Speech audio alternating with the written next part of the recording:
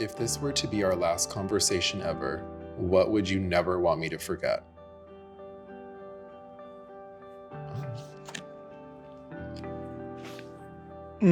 That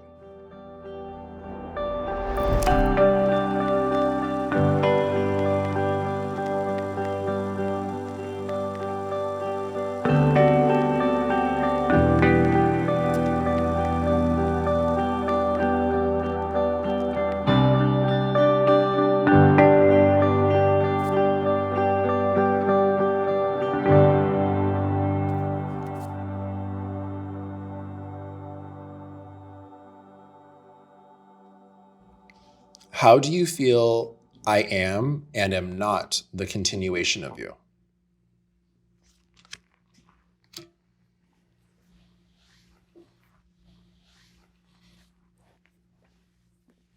how do I feel that you are and are not?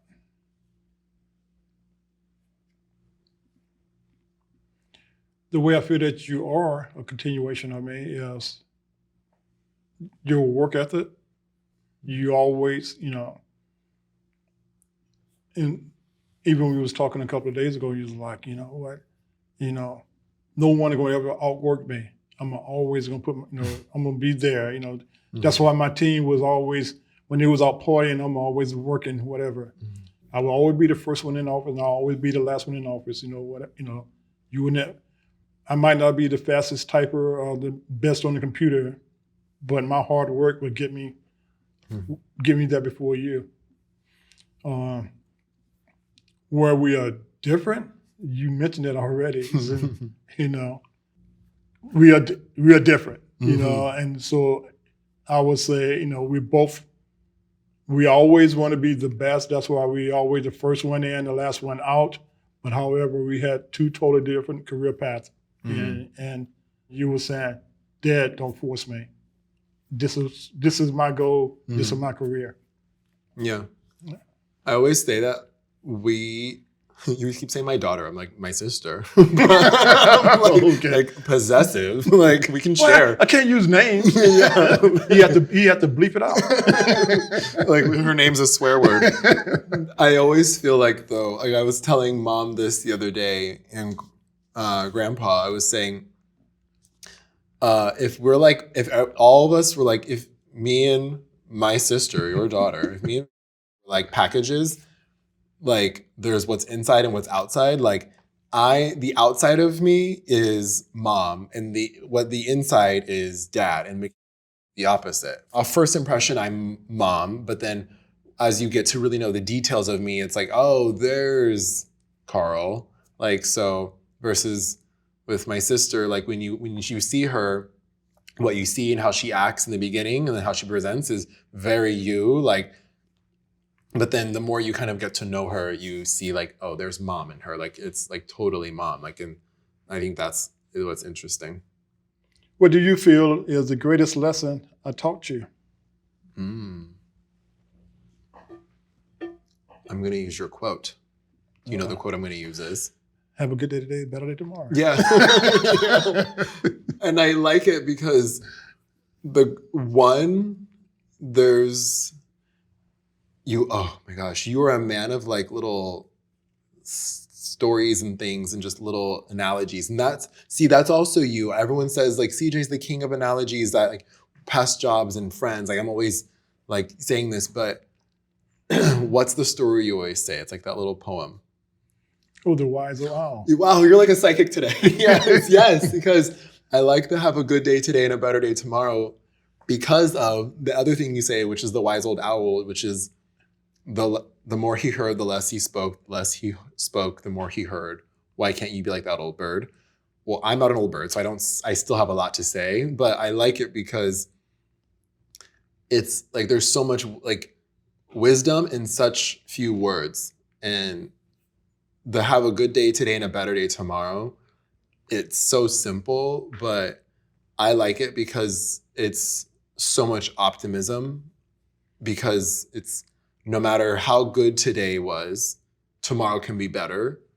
And no matter how bad today was, tomorrow can be better. And so I like, that's always, like I write down like little things you and Mom say And that's at the top of yours because it's like, we can always control how we go into tomorrow, and we can always control like the next, like how we process the next step we take. So I like that because I think it's like the don't sweat the small things and have a good day today and a better day tomorrow. I like things that are just like, okay, but what next? Like, okay, so that happened, now what? So I like that. That's my favorite one. Wow, you're like a psychic today. It must be the Louisiana here. It's Must like, be. got you magical. What is your greatest wish for me and why? My biggest wish for you to be successful, to be happy, and like your mom and we always say, and like I say, put your trust in God. And like I say, this is your world, but just be happy and be successful, and treat everybody like you want them to treat you. What does my love feel like?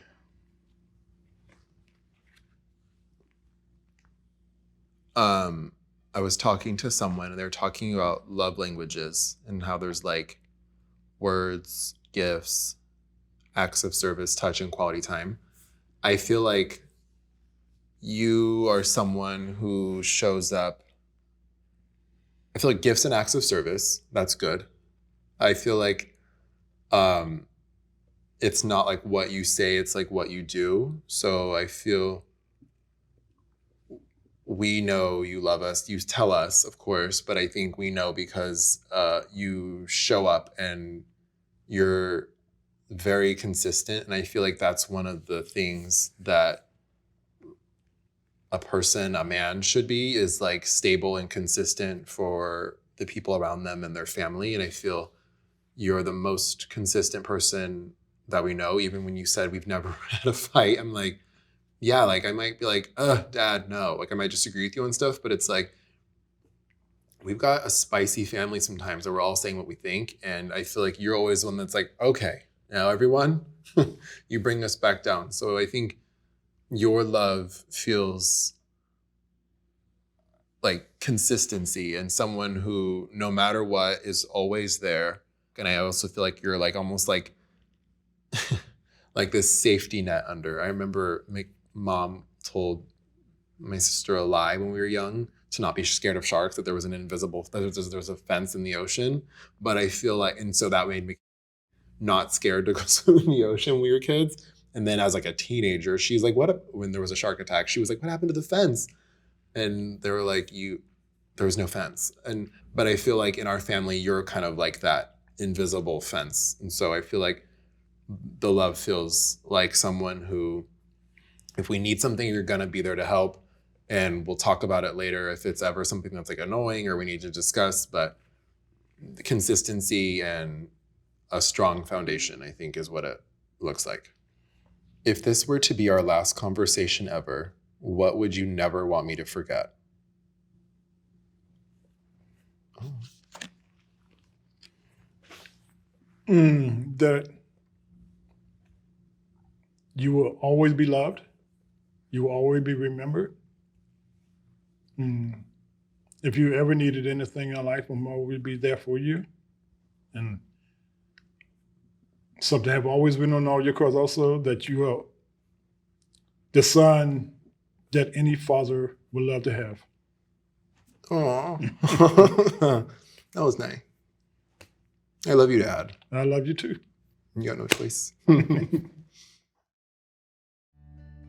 Well, I didn't know what to expect, really. Matter of fact, he contacted me, like, hey, would you be willing to go and do this here? I'm like, sure, what is it? He's like, I don't know what it is, but if you're going to do it, I'm like, well, what are they going to ask me? He's like, Dad, I don't know, I can't tell you. I was like, what am I getting myself into? So now it was something, I was like, okay, I've never done this before, so I'm like, hey, I give it a try. So I'm going to drop it in the space. Space is now going to be yours. You have about an hour. One thing that I'm happy that everyone's so receptive of is our family, and I feel like it would be nice to have more examples of like great like family representation conversations. I think especially a father-son, especially father and son of color, I feel like it's nice to kind of see the dynamic. like we're so different. Like, so, but it's like, I think that's what makes it all so fun. If you love the And conversations or the And products, visit theskindeep.com/shop so you can purchase our products and experiences. Subscribe to any of our social media channels, and we really want to stay in touch and connect, improving the world one conversation at a time.